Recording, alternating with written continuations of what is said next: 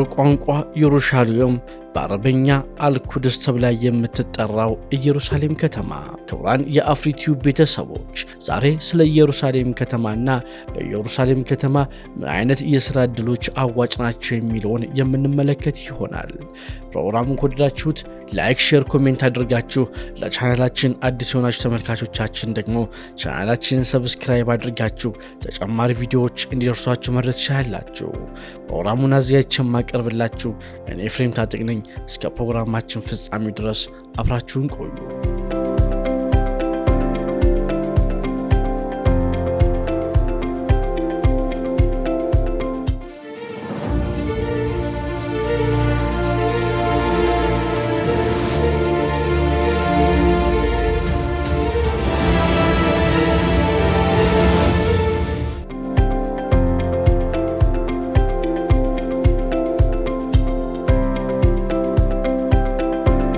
በ785 ሜትር ከባህር ጠለል በላይ ከፍ ትላለች። ከተማዋ በተራራዎች የተከበበች ሲሆን በምስራቅ ኦሊቭ ተራራ፣ በስተሰሜን ደግሞ ስኮፕስ ተራራ ያዋስናታል። ከተማዋ ስትመሰረት በተለያዩ ጫካዎች የተከበበች እንደነበረች ታሪኳ ቢነገርም ከጊዜ ወደ ጊዜ የሕዝብ ቁጥሯ ሲበዛና ከተማዋ እየሰፋች ስትመጣ ጫካዎቹ እየተመነጠሩ ጠፍተዋል። ምንም እንኳን ከተማዋ ከሜዲትራኒያን ባህር እንዲሁም ከሞት ባህር በ60 ኪሎ ሜትር እና በ35 ኪሎ ሜትር ርቀት ላይ ብትገኝም በውስጧ ከፍተኛ የሚባል የውሃ ችግር አለባት።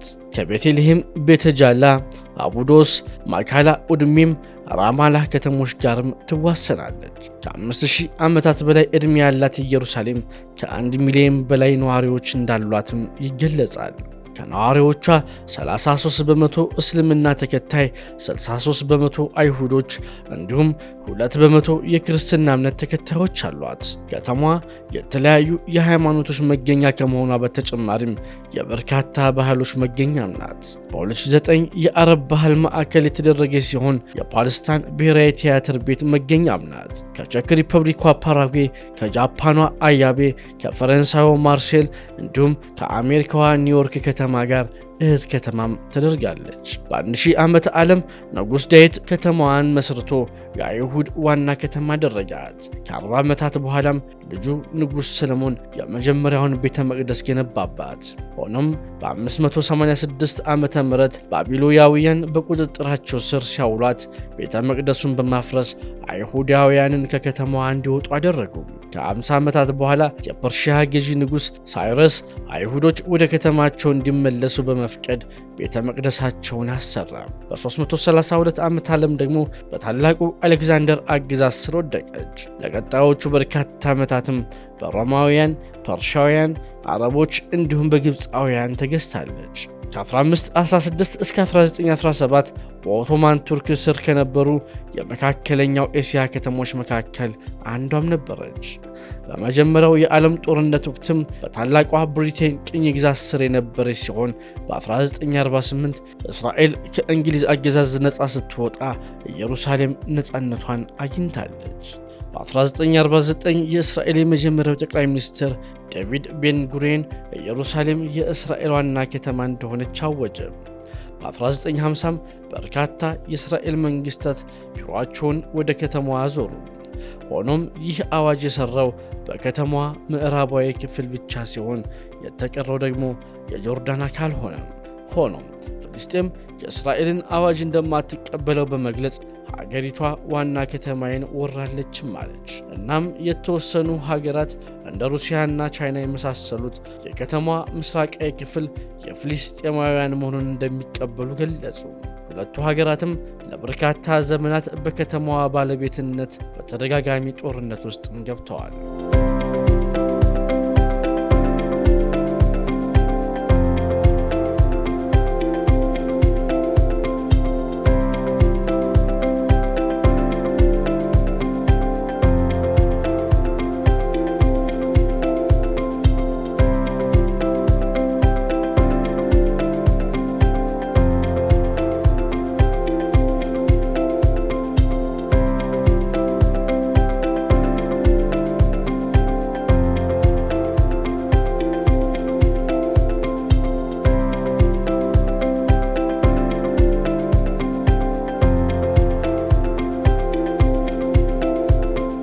ከተማዋ ከ1967 ጀምሮ በከፍተኛ ለውጥ ብታድግም ምስራቃዊ ክፍሏ ከምዕራባዊው ጋር ሲነጻጸር በእጅጉ ወደ ኋላ ቀርቷል። የተለያዩ ሰማይ ጠቀስ ሕንፃዎችም ተገነቡባት። በቴክኖሎጂዎችም እድገቷ በ2015 ታይም መጽሔት የዘርፉ እድገት ማዕከልም ብሏታል።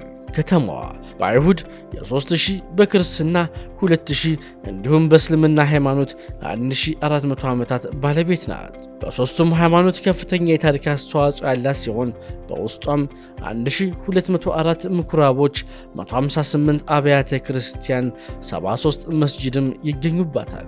ከተማዋ በአዕዋፋት ሀብትም ትታወቃለች። በውስጧ 70 የአዕዋፋት ዝርያዎች ሲኖሩ 150 የሚሆኑ ዝርያዎች ደግሞ በክረምት ወቅት ከተለያዩ ሀገራት ይጎርፉባታል። 1000 የሚሆኑ የእጽዋት ዝርያም ባለሀብት ናት። የእስራኤል ሙዚየም በዓመት እስከ 1 ሚሊዮን ጎብኚዎችን ያስተናግዳል። ወደ 1000 የሚሆኑት ከተለያዩ ትምህርት ቤቶች በግሩፕ የሚጎበኙት ልጆች ናቸው። በ1965 በእስራኤል የባህል ኢንስቲትዩሽን ነበር የተመሰረተው። 8 ሄክታር ላይ ያረፈው ይህ ሙዚየም በርካታ ስብስቦችም አሉት። የተለያዩ ሃይማኖታዊ ቅርሶች፣ የአውሮፓና የእስራኤል የሥነ ጥበብ ውጤቶች፣ ስዕሎች፣ ጽሑፎች፣ ፎቶግራፎች፣ ዲዛይኖችና ቅርጻ ቅርጾችም አሉ። በዓለማችን ከሚገኙ ምርጥ የኢንሳይክሎፒዲያ ሙዚየም መካከልም አንዱ ነው። በከተማዋ በሚገኘው ፔርዝል ተራራ የሀገሪቷ ብሔራዊ መቃብር ስፍራ ሲገኝበት ካጠገቡም ዋናውና ትልቁ የሆሎካብ ብሔራዊ ሙዚየምም ይገኛል። የድ ቫሸም ሙዚየም በናዚ ጀርመን ለተገደሉት አይሁዶች መታሰቢያ የተሰራ ሙዚየም ነው። በውስጡም ከ100,000 በላይ የክስተቱን ታሪክ የሚያስረዱ መጽሐፍት ስብስብ ያለው ላይብረሪም ይገኛል። የተለያዩ ፎቶዎችና ስዕሎችም ሲኖሩት በናዚ የተገደሉትን 1.5 ሚሊዮን የአይሁድ ሕፃናትን ብቻ የሚገልጽ ራሱን የቻለ ክፍልም ይገኝበታል።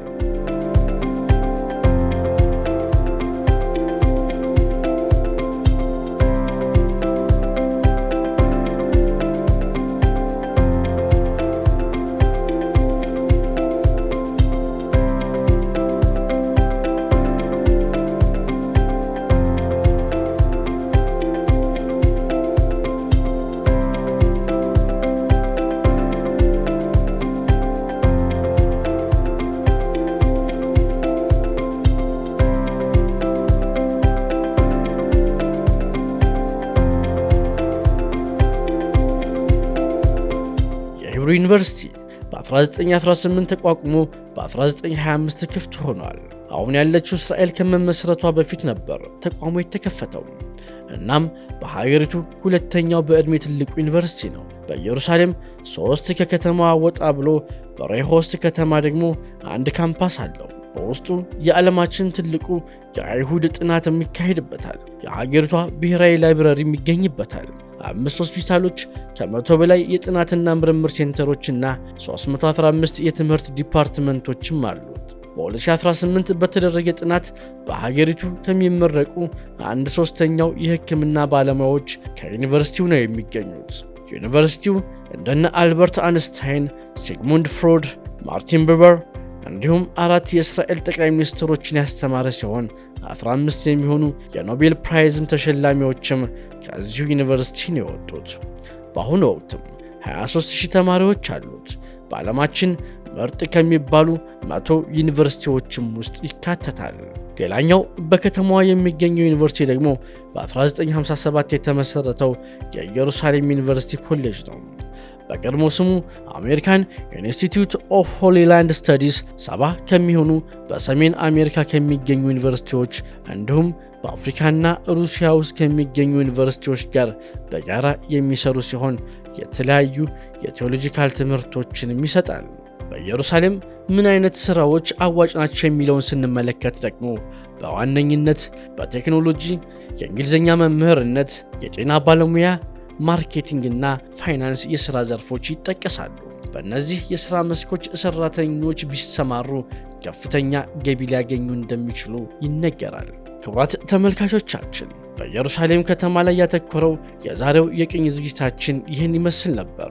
በቀጣይ ሌላ ፕሮግራም ይዘን እስከምንገናኝ ድረስ ለቻናላችን አዲስ የሆናችሁ ተመልካቾቻችን ቻናላችንን ላይክ፣ ሼር፣ ሰብስክራይብ በማድረግ ተጨማሪ ቪዲዮዎች እንዲደርሷችሁ ማድረግ ትችላላችሁ። ፕሮግራሙን እናንተ ያደረስኩት እኔ ፍሬንታጤ ነበርኩኝ። መልካም ጊዜ